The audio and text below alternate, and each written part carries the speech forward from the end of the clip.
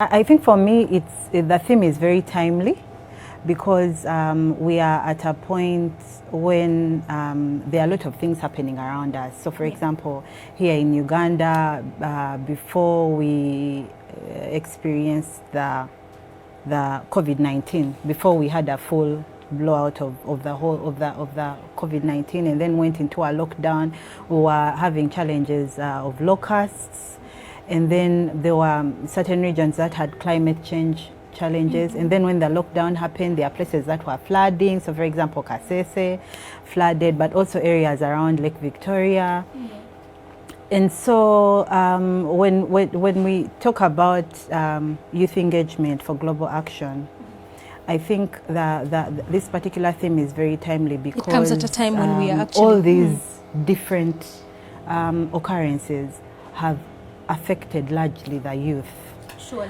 And so if we are talking about tackling challenges of climate change, if we are talking about dealing with the locusts here in Uganda, if we are talking about issues of floods, and then COVID-19, which is a global pandemic, for us to be able to deal with these challenges, it's important for us to put the youth at the forefront, because in any case they form the largest percentage of the global population. Sure. And in Africa, but also, so for example in Uganda here we have 70% of the population being youth.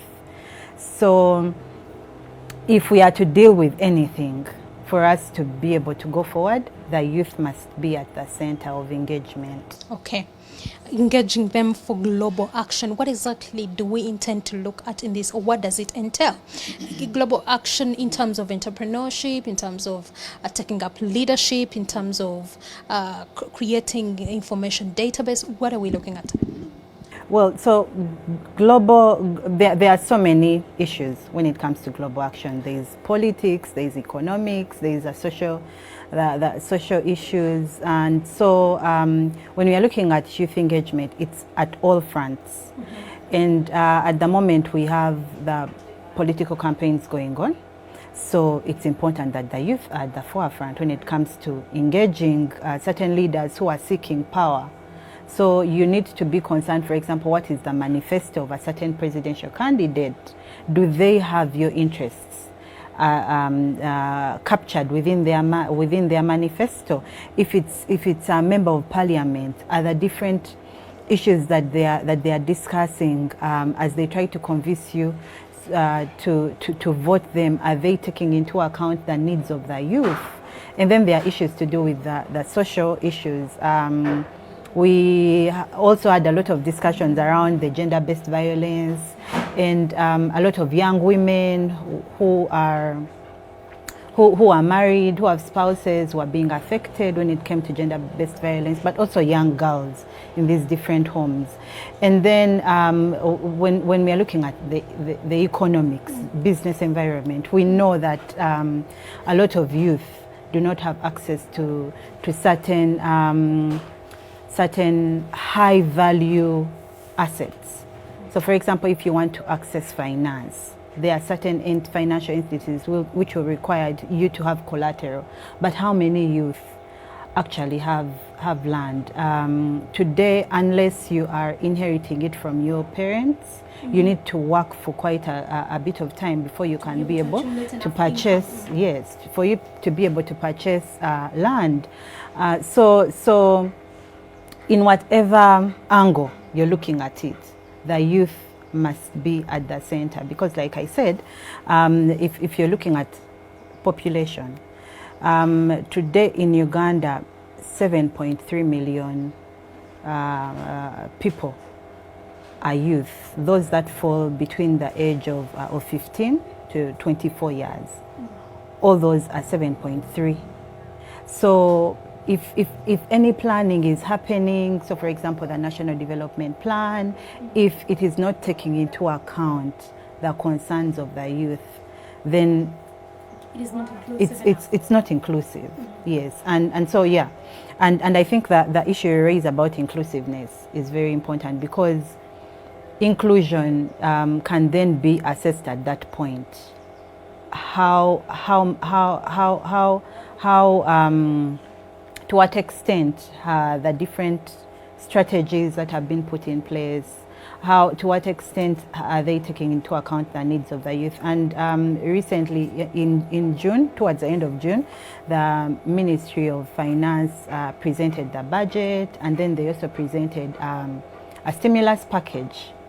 And the economic stimulus and growth package basically highlights how government intends to support businesses that have been affected.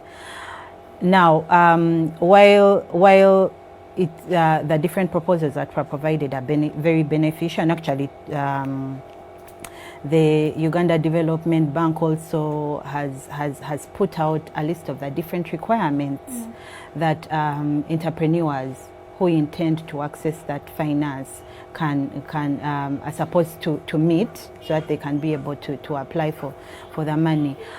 But the question is, these different requirements, these different conditions, to what extent are they favorable to the youth?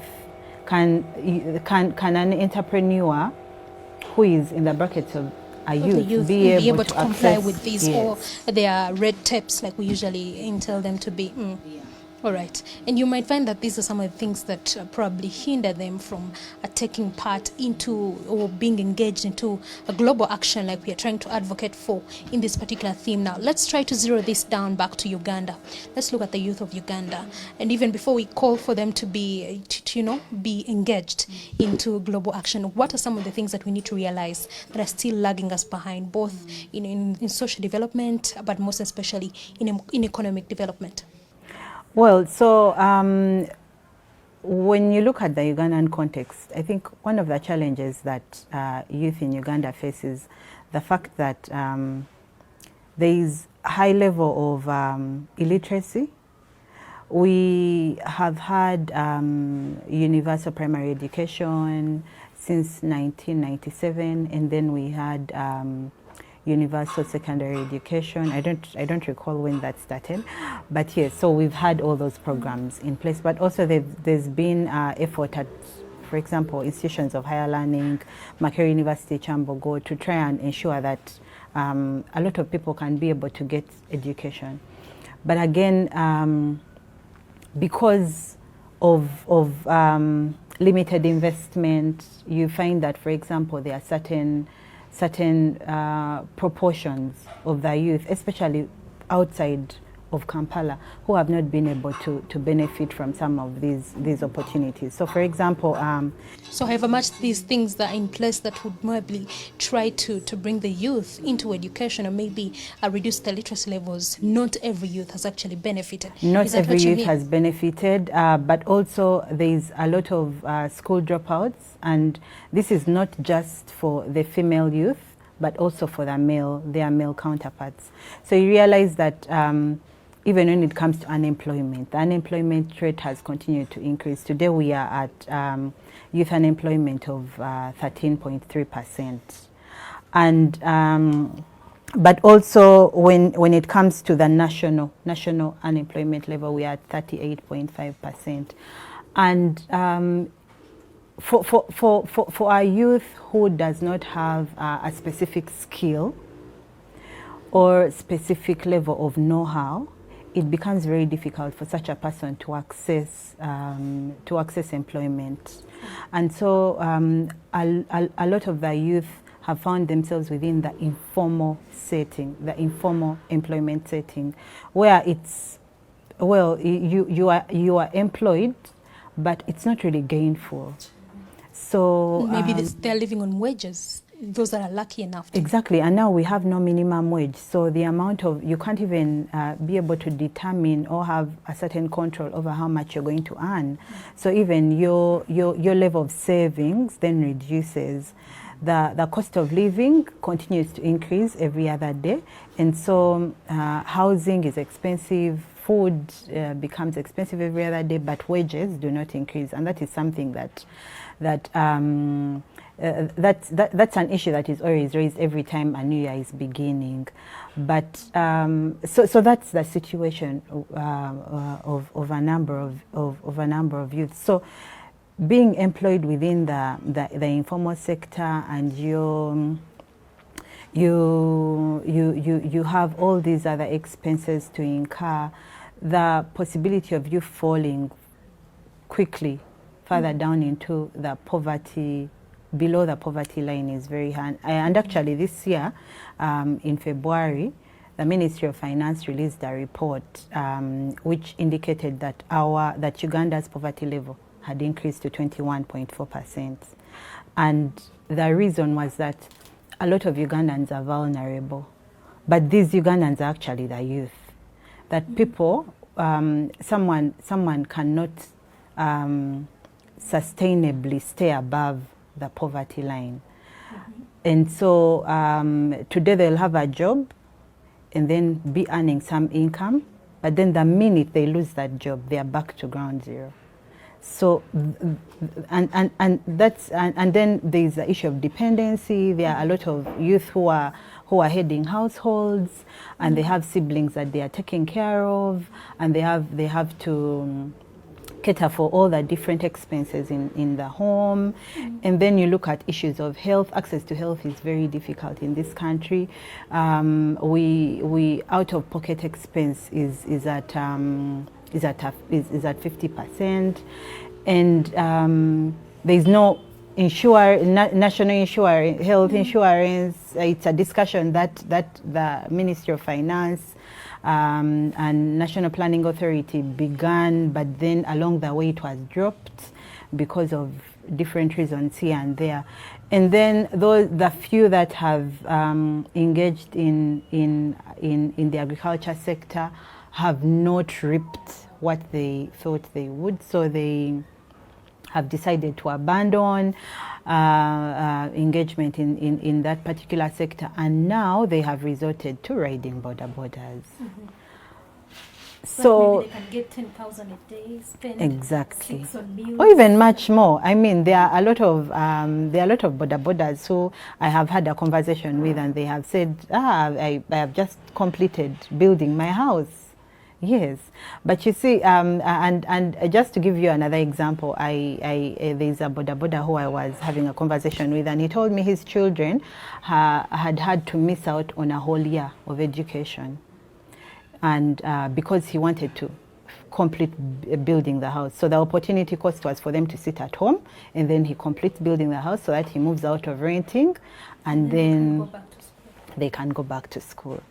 So you see the situation of a lot of Ugandans and a lot of youth, that you have there has to be an opportunity cost for you to be able to get a certain and it's funny how the opportunity cost is a necessity for you to get another necessity.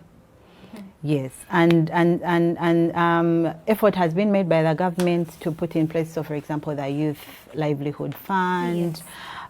But again, very few youth have been able to access that funding because of the different requirements. So for example, you're required to be in a circle, and if you're not part of a circle, you cannot be able to access the finance. And because when you look at, for example, being in a circle, it's a social issue. So if you are, say, for example, not a part of a circle which was formed out of, say, OBs and OGs, yeah, for you to just go and position yourself in a certain circle within the community. People, let's create a circle, come together. Exactly. It will be quite challenging. Becomes very challenging. Even before we go to circles and youth livelihood funds, all the issues we've been mentioning, I feel like they all zero down to one factor, being poverty. Because there's no way one will drop out of school, even being a USE or UPE, where you probably don't have to pay school fees, but you'll need uniform. You'll need a meal. That means if you're poor, you'll not be able to afford that. Starting up a business will also need money. You talked about health facilities, and of course the cost still remaining high, or that zeroes down to poverty. Youth taking up responsibility, building up homes where fathers are or even mothers are, that means that has to zero down to poverty. I feel like all the driving factors still remain poverty.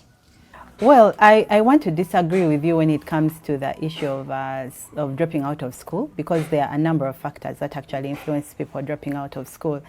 And I feel like one of those that is never really discussed is the incentive attached to being in school. Because if you know a relative or a number of relatives who have been in school but have not gotten employment, the chances are that you'll be thinking, okay, what's the point of me going to school? Even your concentration levels And a very good example is from one of the Busoga regions. We did a research where we went to try and interact with some of the, to engage with some of the outgrowers.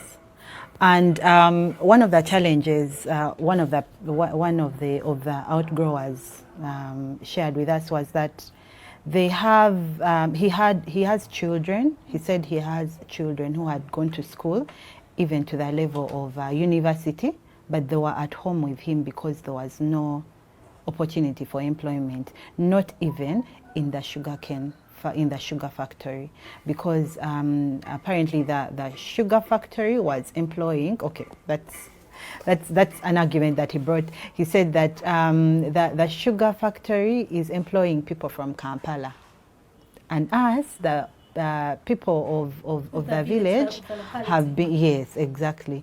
So if there is no incentive for education, then it becomes very difficult for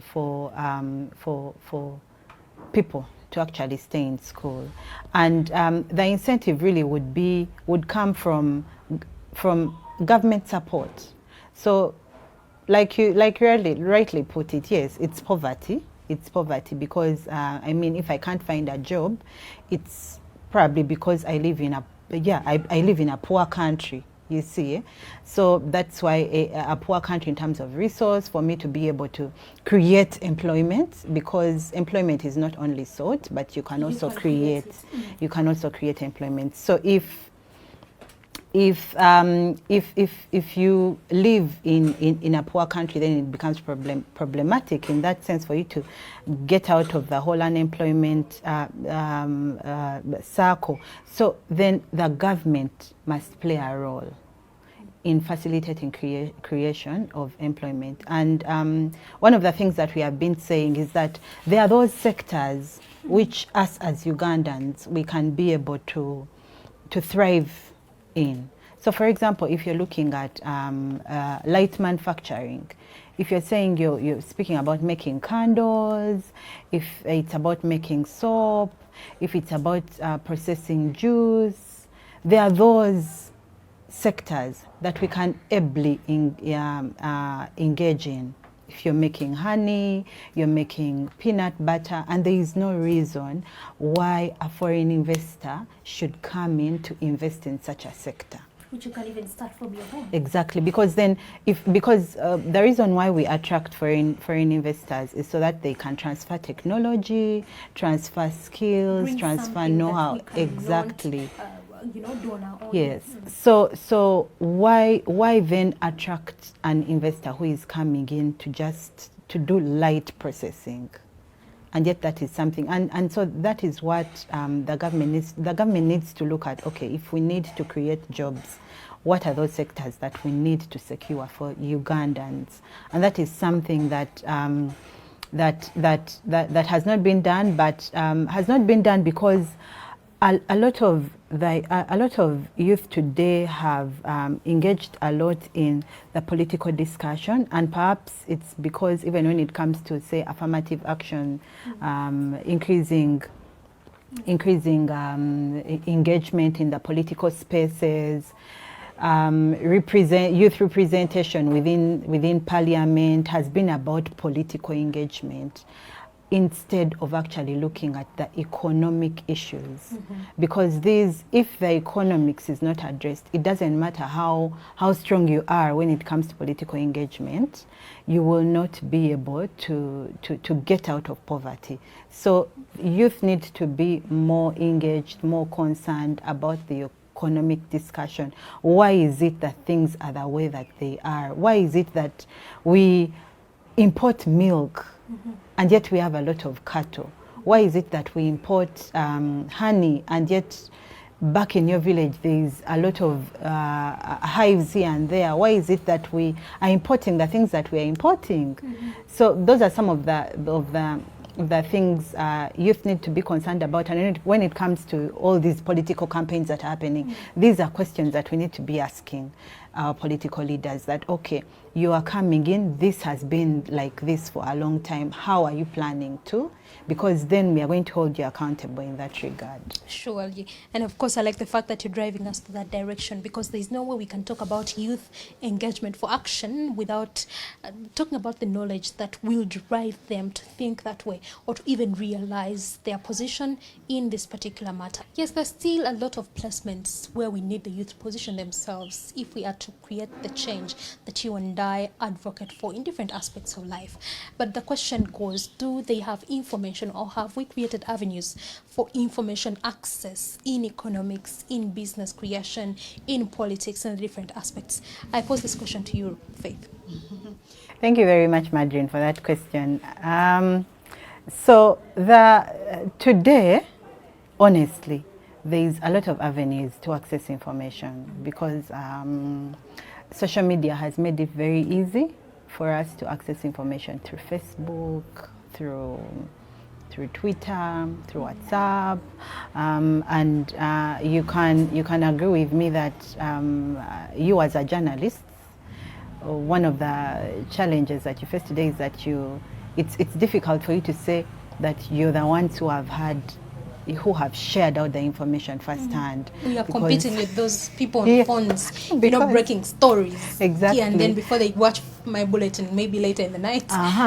So by the time your bulletin comes in the evening, it's just to confirm that actually, what I saw on WhatsApp, what I saw on Facebook was true, and also to give extra detail, share and explain if the way I got the information was not very clear. So you make you share additional information. So the issue of access to information is, yes, but again, when it comes to information, it's certain information that has been made available. Surely, because I was about to ask you, can you rely on information that you get timely or anywhere without a credible source? Exactly. So, but there is that information that you may not be able to access through social media.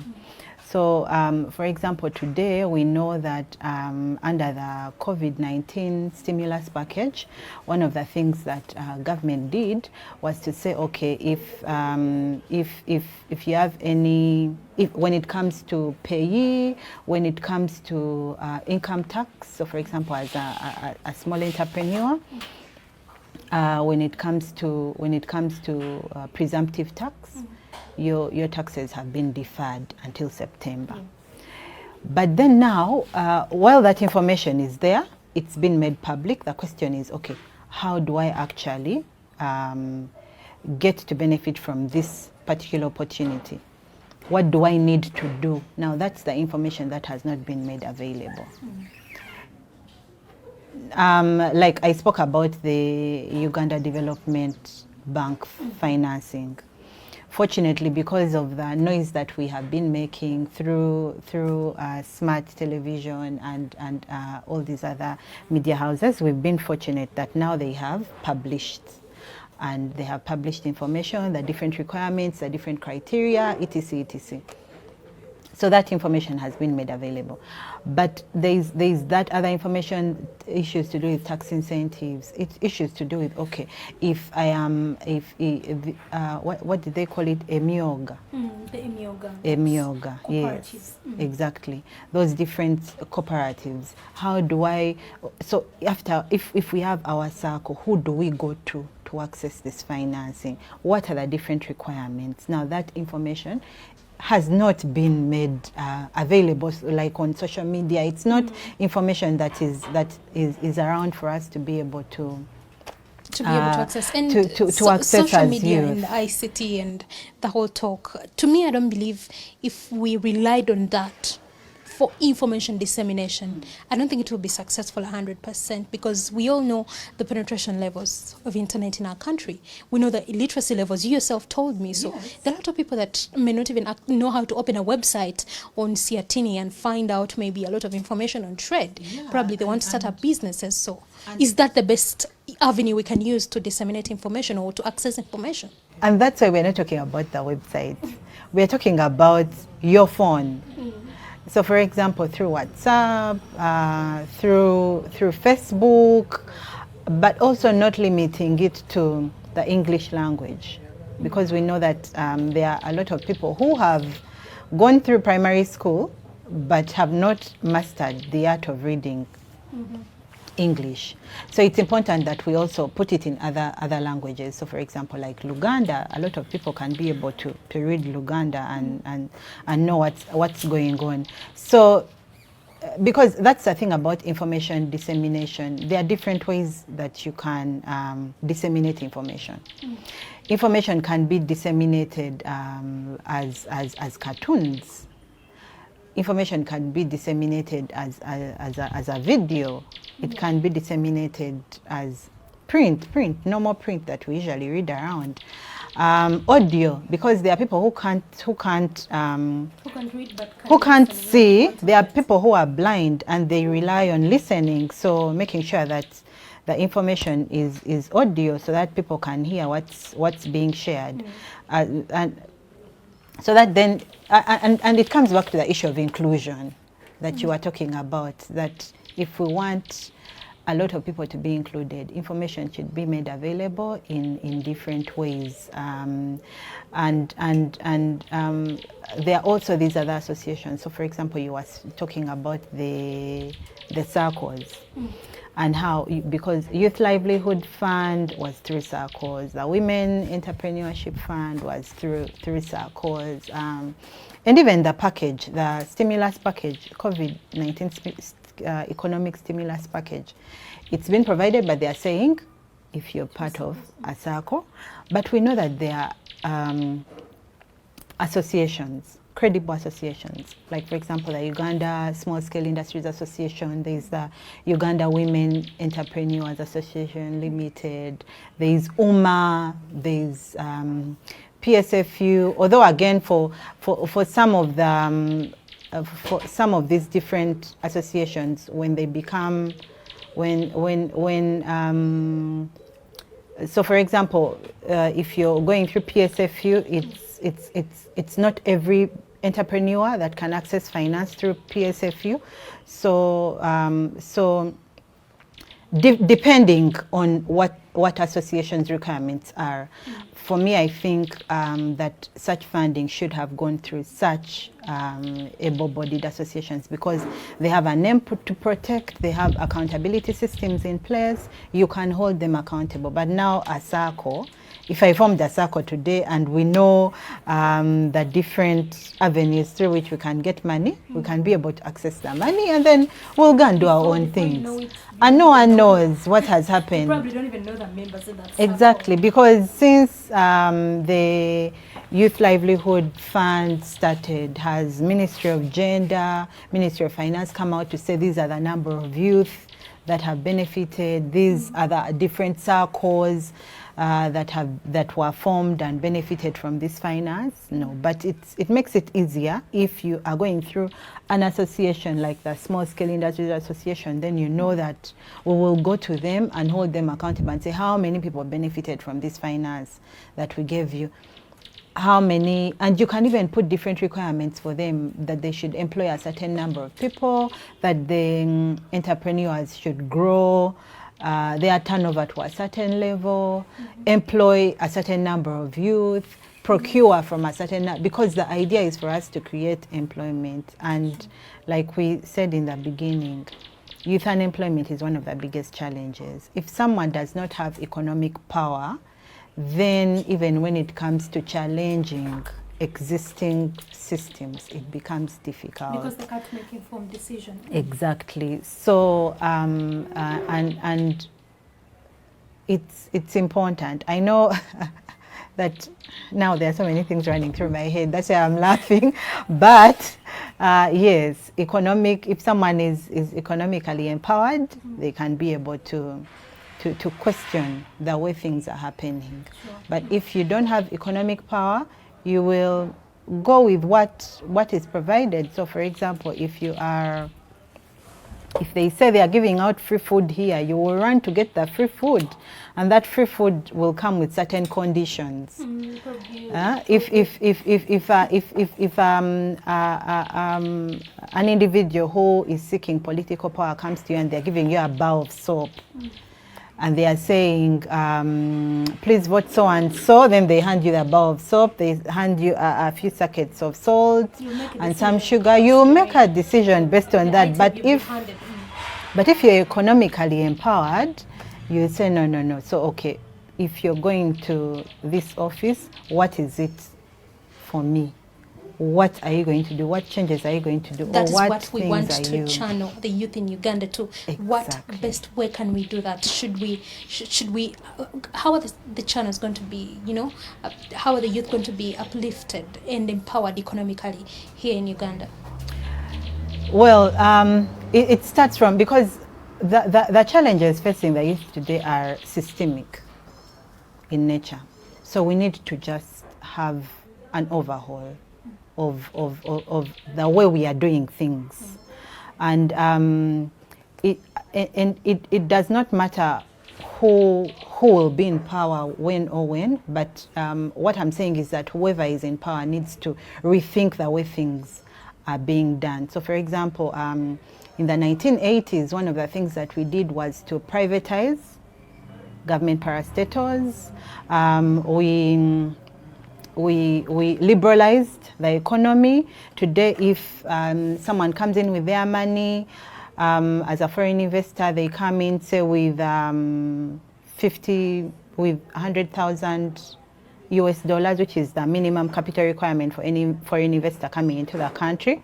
So if they are coming in with their 100,000 US dollars, and then they operate 5 years down the road or 1 year down the road, and they have made a profit of, say, 200,000 US dollars, they are free to pack all that money and go out with it, because we operate a liberalized capital account. But also today you can be able to import in, so we know that people who go to ShopRite know that we've been having Irish potatoes coming into Uganda and being sold in ShopRite. But in Kabale, we have a lot of Irish potatoes.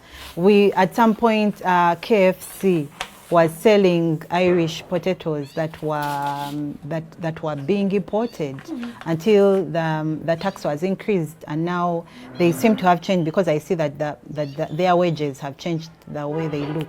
But so. And then, okay, aside from liberalization, then we went into deregulation. And deregulation, government got out of business, but then got out of business to the extent that they do not even regulate the business in the public interest. So issues of minimum wage, issues of the way workers are being treated, how much money they are being paid, government is not looking into that at all because of the whole idea of deregulation. And those are some of the things that we need to rethink, because if we are to create more opportunities for youth, if we are to increase youth engagement in various spheres of life, we need to be able to rethink the way that we are doing things.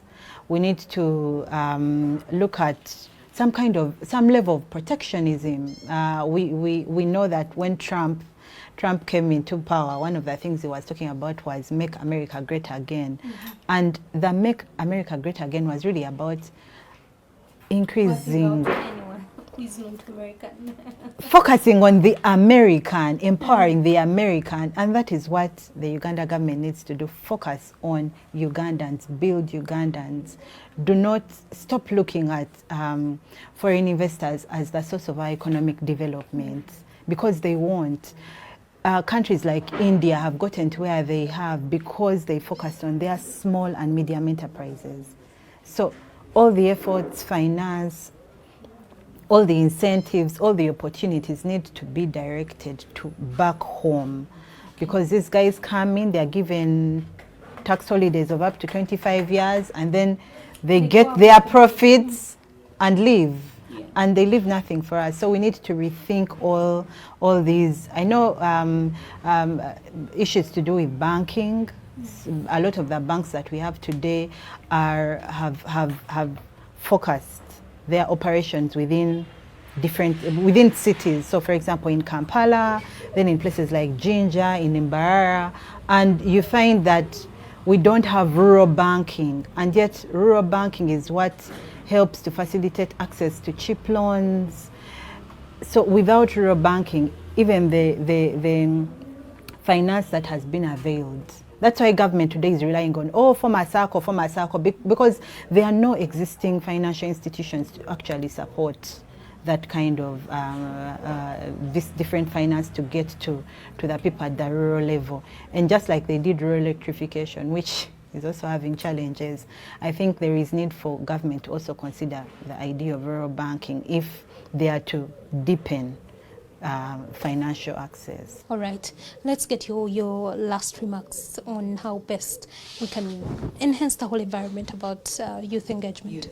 Yes, I think my final words really will focus a lot on us rethinking the way we are doing things, because a lot of the youth do not know about the war that happened more than 35 years ago.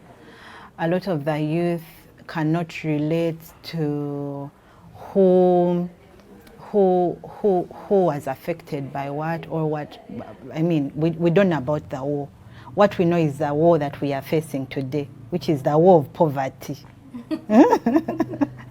So whatever efforts are being put in place should be to address the war that we are in right now, which is to getting us out of poverty, because that's the war we can relate with. The other war that our parents talk about, for us, we don't know about that war.